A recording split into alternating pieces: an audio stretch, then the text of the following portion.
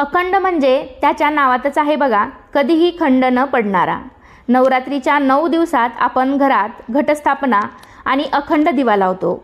या अखंड दिव्याला न विजू देता तेवत ठेवण्याचा नियम आहे।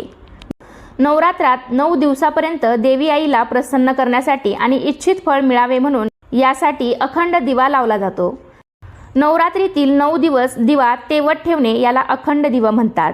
अखंड दिवा लावल्यामुळे आपल्या घरामध्ये सुख, शांती, समृद्धी, आयु, आरोग्य तसेच घराची भरभराट होते आणि देवीची आपल्यावर अखंड कृपा राहते।